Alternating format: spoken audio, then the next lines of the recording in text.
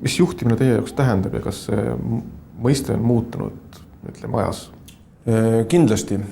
Kui nüüd natukene üldse mõelda, et mis asi see juhtimine on, siis selge on see, et minu arvates iga juhi või iga inimese jaoks selle mõiste all on väga subjektiivsed kriteeriumid, mida selle all mõistetakse.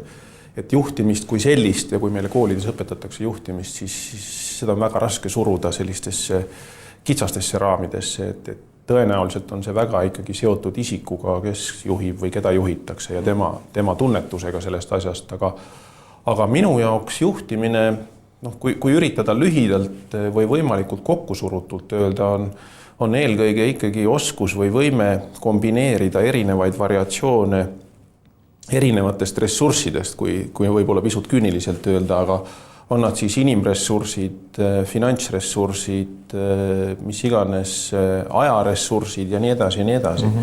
Ja juhtimine on lihtsalt nii-öelda õige segu leidmine õiges ajahetkes. Et kindlasti see on ka ajas muutuv, et kui ühel hetkel on juhtimisvaldkonnas näiteks inimressurss tunduvalt olulisem kui finants, siis mõnes muus olukorras võib olukord olla täitsa vastupidi pööratud. Nii et pigem sellise tasakaalu leidmine erinevate ressursside juhtimises mingi kindla eesmärgi saavutamiseks. See kombineerimine, erinevate ressursside kombineerimine kõlab hästi. Osa nimetab teda logistikaks, kombineerimiseks, mis iganes, aga kindlasti on ta väga erinevate valdkondade ja mõtteviiside ja kombinatsioonide kokkusobitamine. Vähemalt minu jaoks.